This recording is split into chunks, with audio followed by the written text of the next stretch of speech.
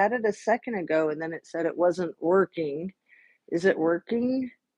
Are you guys there? Are you with me? Can you please say hi so that I know? I came back on this afternoon, as I said I might, primarily for my giveaway. I forgot this morning to do the giveaway for the jewelry. And there was a problem a minute ago when I tried to come on. And so I have no idea if it's still giving me that problem. It says, welcome to live chat. Yay, Bex, you're here. Thank you so much. That was so weird. It's never done anything like that. I don't know if it's just, glitches in the YouTube or if it's serious hacking. But here we are. It's me and you, Bex. Let's get rolling. So I forgot to do my jewelry giveaway this morning. I was so excited just to get on live with everybody. Hey, Kathy. How are you guys today? So I got my fourth jewelry giveaway here. It's kind of similar to the other ones that I've done, but also very different. The colors are very different. It's still like the long pendant, and I don't know the best way to show this. So this is the necklace. Again, it's on the three chains. I guess those three chains are really symbolic of our dear Ms. Kylie Rodney. So I assembled it with the beads. The bottom circular one is porcelain, black porcelain. And then the one in front of that is like a marcasite, very unusual, cool thing. The beads themselves are mostly glass. These are the earrings. Again, they don't match it. They just kind of rhyme with it. So let's see if I can hold them up. So the person that will win this set, can you see that? Will be, dang it, it's all messy, sorry. The first person to comment when the stream is over. And this is going to be kind of a short stream, probably just like half an hour or more, um, just because it's so hard to carve out the time these days for two. Can you see it? Is that a good look at it? So it's a long pendant necklace and long dangling earrings with the color theme of red and black. Let's just get right into the material since we're so tight on time. Please hit your like button. Is it there? It's there. Everything I say is simply my opinion, simply for the sake of conversation.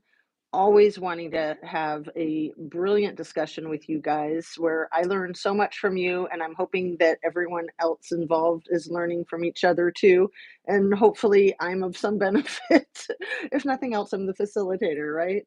The other main thing I like to say is that all my videos to this date have been made for YouTube, and it's an entertainment platform.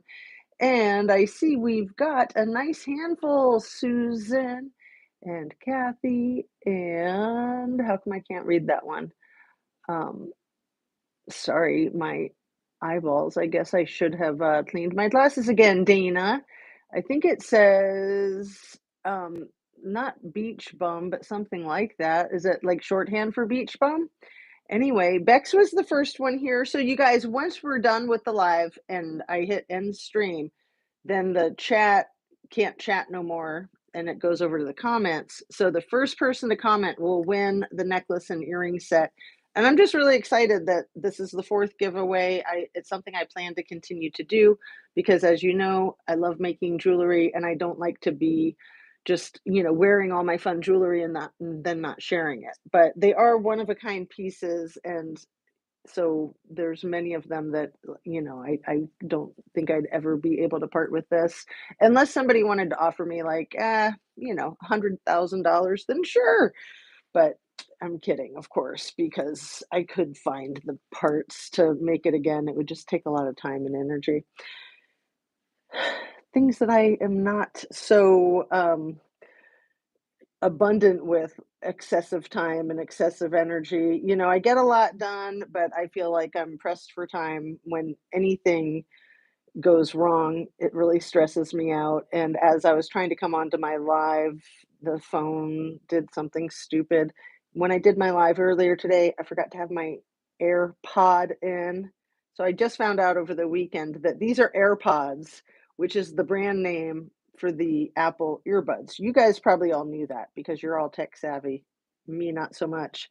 Anyway, not to drone on and on about all the silliness that goes along with being a content creator, but I know that you guys love to hear the real story behind the scenes, and it's just always something. The battery was dying on the phone first, which meant it's plugged in right now as we're on so that it doesn't die midstream, but then it made it go to a slightly different angle, which changed this and changed that and changed the other thing. So I finally got all that sorted out. Of course, that all takes like 20 minutes or more, which is like biting into the time. I thought I was going to start early. I'm lucky that I was getting started on time. Here we go, close to on time anyway. Picking up kind of where we left off this morning with covering the Idaho 4 again, a moment of silence. It is the 1 year anniversary. I'm sure everybody is well aware of that. The anniversary of the most horrifying tragedy known to many of us, right? It's pretty unreal. I mean, it's right up there with the horrifying tragedy of those Maui fires. I mean, that just makes my head want to explode. And then today, this morning, I was also covering Ms. Kylie Rodney's case and the Maureen Wilson homicide trial that's actively underway in Austin, Texas. And for super amazing, spot on coverage of that, I want to recommend True Crime Rocket Science. He's actually there in Austin at the courthouse, and he's done a phenomenal job from jump of covering that case. And it's just so sad. So, something, I'm always looking for these parallels with cases that I cover, like the Kylie Rodney case, the Idaho 4 case, and the Maureen Wilson homicide. In all three of these cases, we have really, really pretty girls, not just that were victimized, but also that may be guilty of some horrifying wrongdoing. In Kylie Rodney case, that's who I refer to as Scammy. And I don't know what exactly her involvement was. I have my theories, but I feel rock solid that she was involved in Kylie's demise and that it had something to do with jealousy, and that it's hard for all of us to wrap our minds around women hurting women and these really attractive women. They get away with things because they play on that. So, with Maureen Wilson's sad, lost life, the criminal defendant, Caitlin Armstrong, is a very beautiful woman, and physically, I mean, psychologically, probably not, in my humble opinion. But that could play to the jury in this trial, and I sure hope it doesn't. People need to understand you can't judge a book by its cover, and with the Idaho 4 case, we've got the two witnesses, the non-witness witnesses, who I'm talking about, that are also extremely attractive, and they've been let off the hook from like an hour into the case. Like, oh, okay, you were asleep. Oh, okay, you didn't hear anything. But then 6 weeks later, in the arrest affidavit, there's all kinds of information about what they saw and heard and didn't see and didn't hear. So they're being protected, in my opinion. They are big time being protected.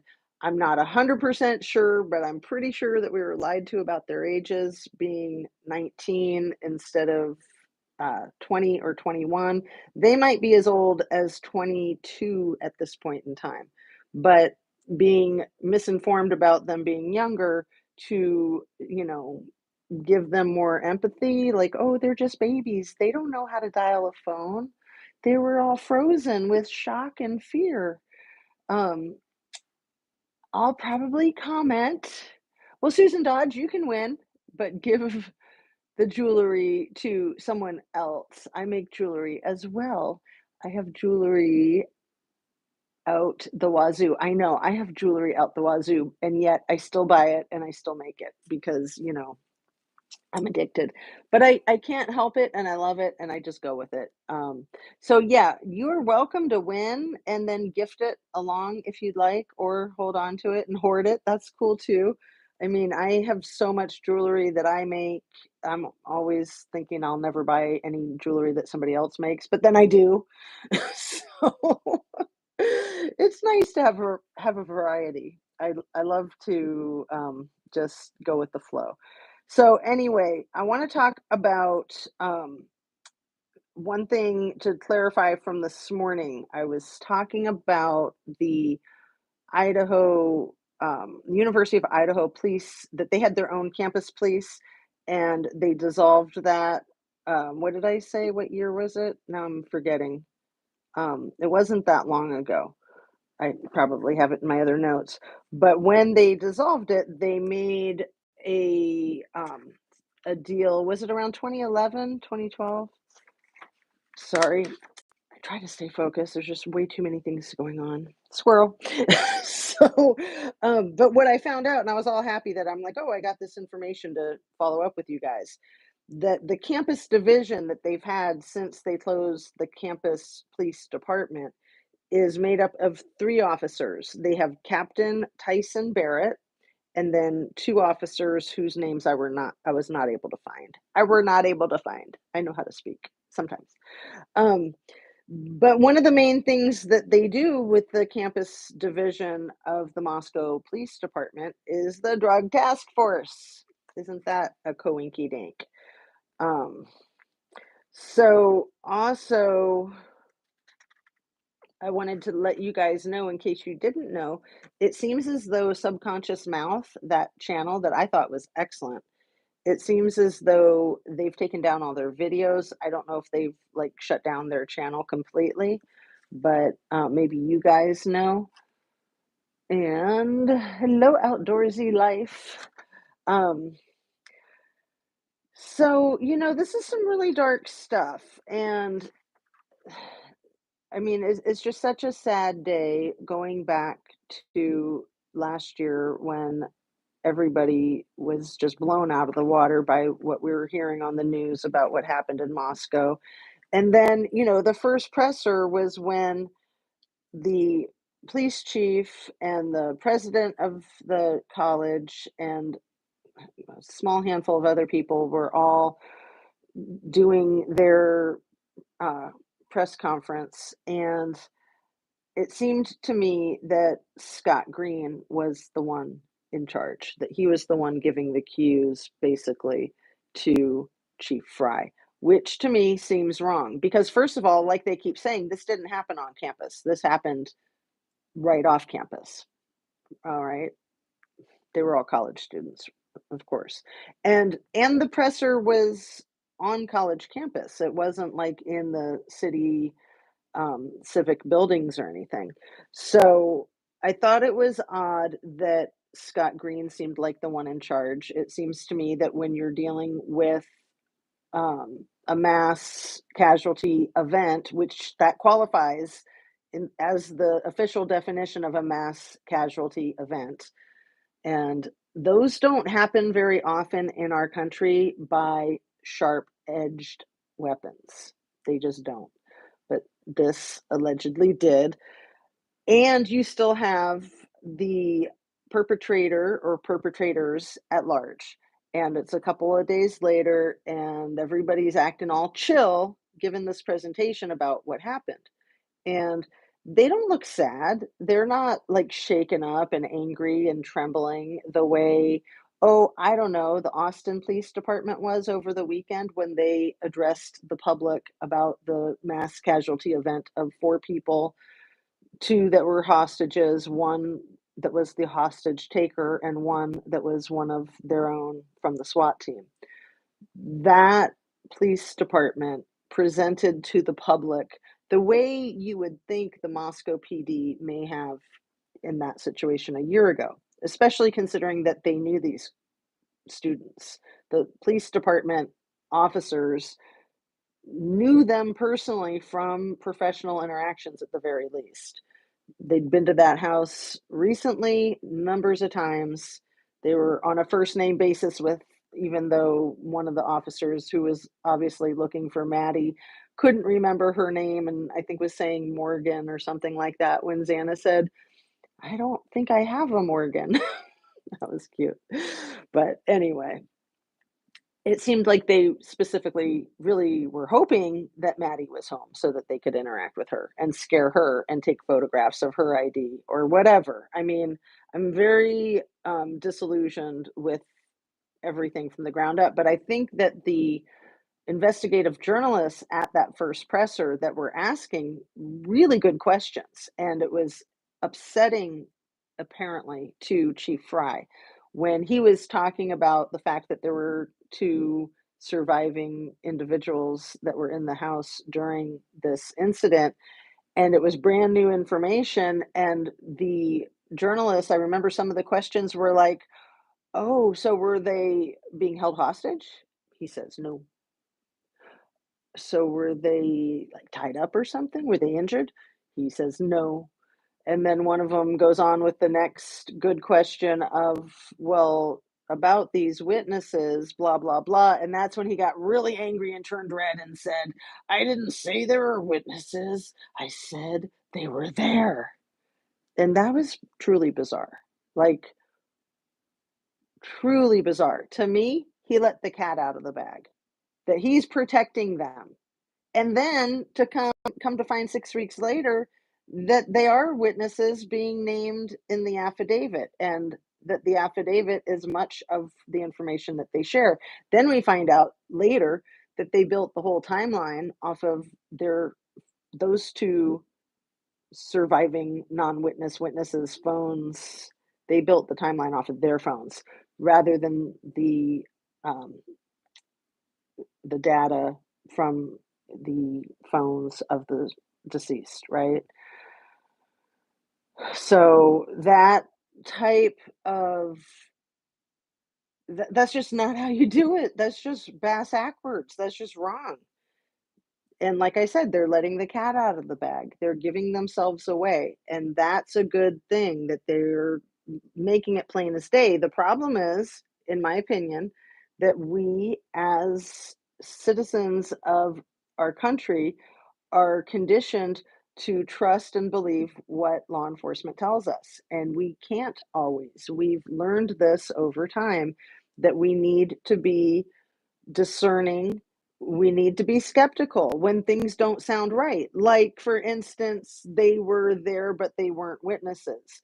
I kid you not. Google the word witness or look it up in a dictionary, and it basically says somebody who was not even kidding. And I would do it for you, except that my phone is what I would Google on since my laptop is in the shop. So I only got my one gadget. So I'm just happy to be able to use that. And I hope that the sound is better than it was this morning. Um, so, Mom's first, always nice to see you. It's been a while. So what else did I wanna talk about with again, the police really give themselves away when they try to pretend like they're not upset, or maybe they are literally not upset with the witnesses not calling 911 for 8 hours and allowing all of that forensic material to become more degraded. And then for the lead investigator to take that additional 4 hours allowing the forensic materials to get even more degraded. That 12 hours is absolutely essential. When that 12 hours is gone, there is a lot of organic material that you are not going to be able to discern specific time frames and things like that, you guys. What makes me suspicious is not so much that that's what happened, but how they're acting about that happening. Law enforcement would be very agitated with people taking 8 hours to call under such circumstances. They also wouldn't allow the lead detective to take an additional 4 hours to arrive, in my opinion. That if that's who they wanted to be the lead detective, that they would have somebody else take the lead until he could get there at the very least, or just let someone else take the lead altogether. Why did he need to be lead? He'd been with the department for 2 years. There's people, in that department that have been there for 25 years. Chief Fry, I think, or maybe Captain Roger Lanier. They like to brag how, as a department, they have like over 100 years experience. Well, why did you take the guy with 2 years and make him the lead on the biggest case you've ever had, and hopefully the biggest case you will ever have? Like, that's just crazy.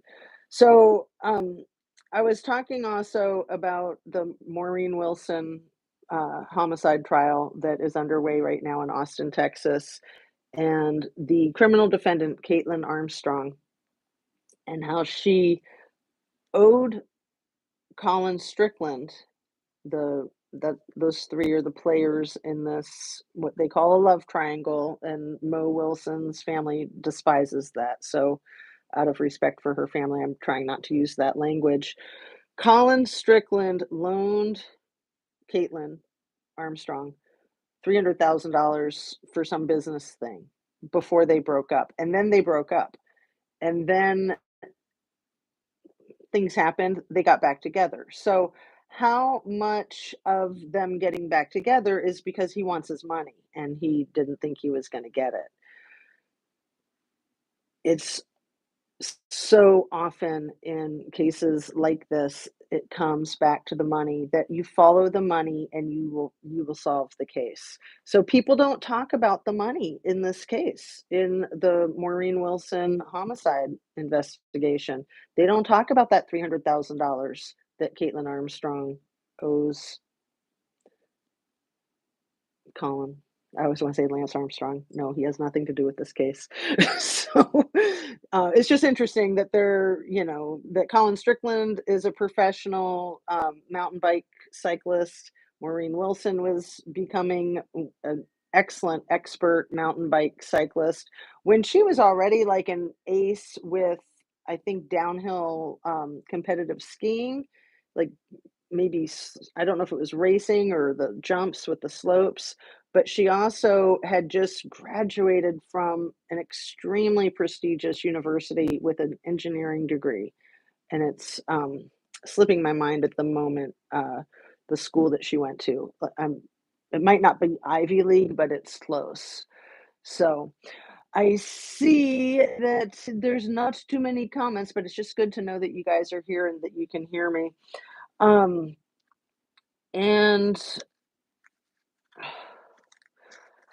the thing that's most concerning to me about Kylie Rodney's case is that time's a wasting.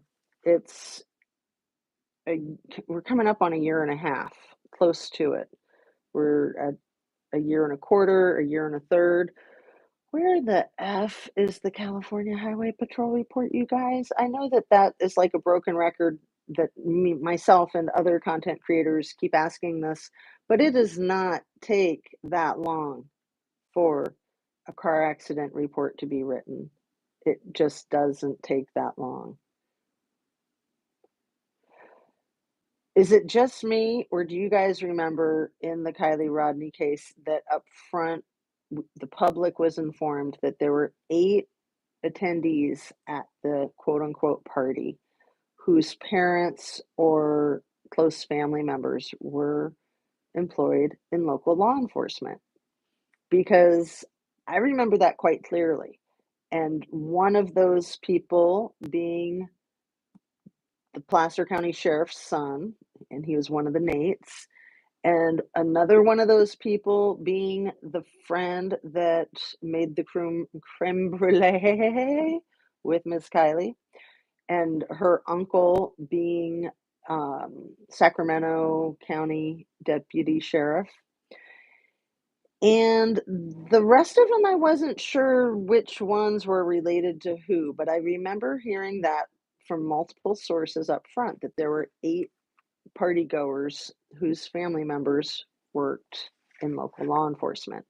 So that's why I've compared her case so much to the Steubenville, Ohio case. And I really, really despise the idea of that. I really despise the idea of her being harmed at all I mean, we know that she was fatally harmed, but harmed prior to that is just horrific.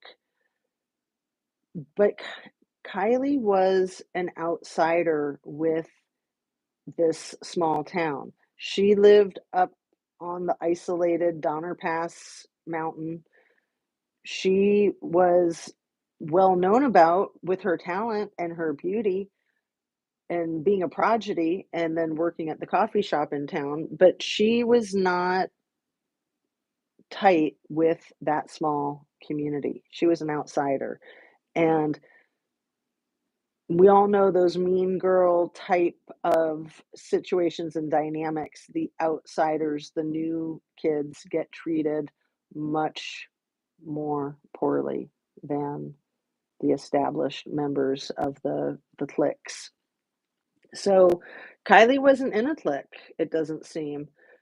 She had a few friends, and then there was the queen bee of all the cliques who spun these stories that they were great friends, that they were great friends in the coming months. I mean, that girl implicated herself again and again and again, and yet she still not only seemed to skate away scot-free, but she was able to put all kinds of crazy crap on social media, really making herself look bad, really making herself look like she was gloating straight up. She's a gloater, don't you think? Um, I would love to know when Kylie met up with Mags. Right. So why don't we have like Mags's phone, Kylie's phone, like that is still in question too. Mags's phone and Kate's phone to track exactly what time did you make this said creme brulee? Exactly what time did she go from hanging out with Kate Cunyo to hanging out with Magdalene Larson? Exactly what time did they allegedly get to the party? Exactly what time 10 minutes later did Mags leave after she was forced all these scary bong rips, right? I want to know too. Hey, Sunset Salty Sage, how goes it? Yeah. So, we're already close to half an hour. Sorry that I got to be short here, but I wanted to elaborate a little bit more on the information with Kylie and where it stands today, which feels to me like it stands nowhere. And it's normally the family that's going to push for justice for their family member. And without that, the case isn't going to get reopened.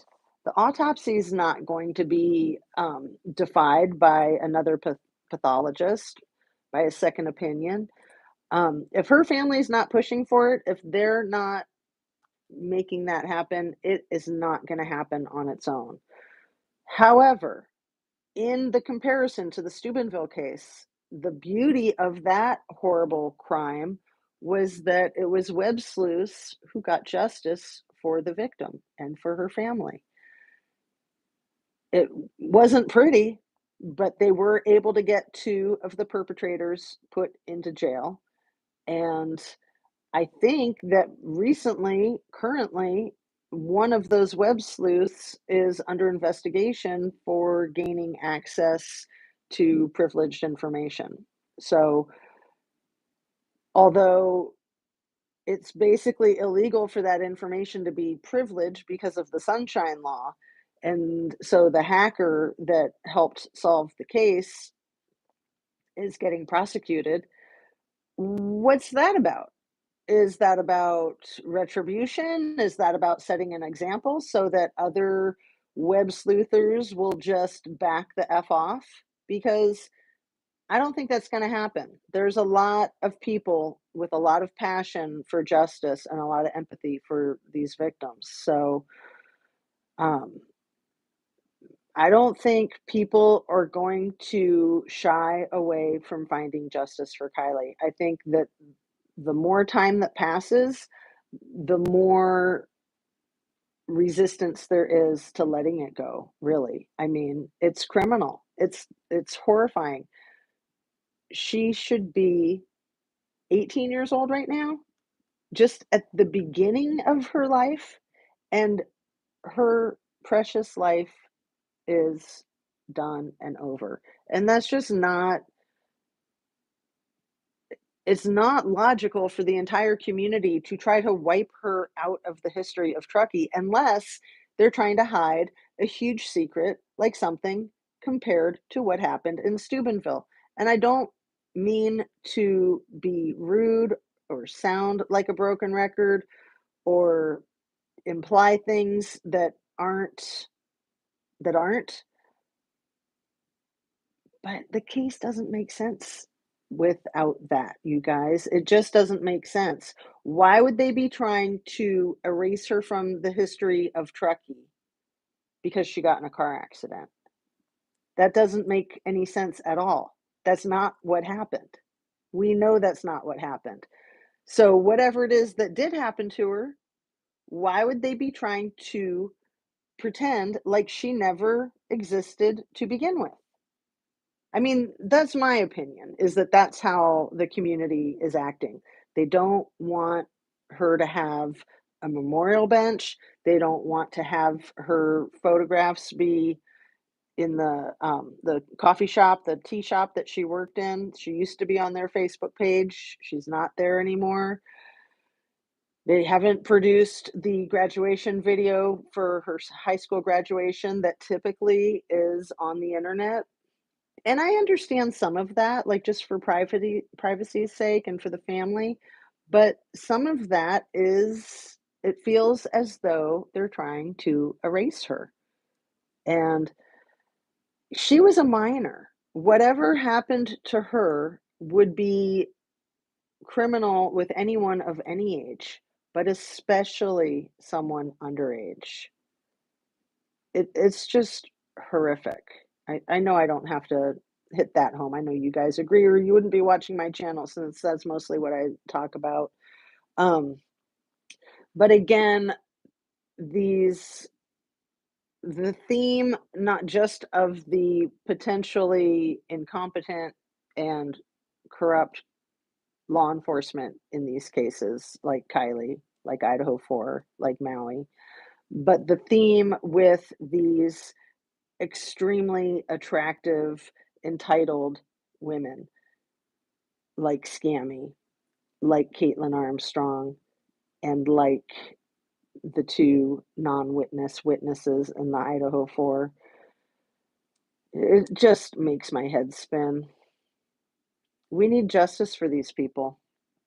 We need justice for these people. So I'm going to end the live stream in a minute, and then the first commenter will get the jewelry when they send me their address to send it to. So if you can shoot me an email today with your address if you won, then I can send them out today or tomorrow. The email address is in my description, but it's also justice, ATOOZ, at gmail.com. And I'll read a couple more of these. We don't know hours between, say, 1 to 10 p.m. on the 5th. Thank you, Mom. Moms. Is it mom first always? I always want to say moms first always. But yeah, we don't know a time frame. We don't know where she slept the night before. We don't know if her mother actually spoke with her over the phone or just texted with her. I'm pretty sure that they just texted that day. But when was the last time that her mother saw her? Was it in the morning, or was it the day before, or was it before that even? Um, did they bake in the morning or after Kylie went to lunch with Grandpa? If after, then between 3 to 10 p.m. I'm not familiar with the lunch with Grandpa that same day. I'm familiar with Grandpa talking about a lunch with her in the recent days, but I'll have to look into that. And, she was pretty vague. It sounded like it was roughly early afternoon, maybe as late as 3-ish. It sounded like the hanging out transitioned to the other friend around late afternoon, so 5-ish. But were they hanging out or were they tracking her?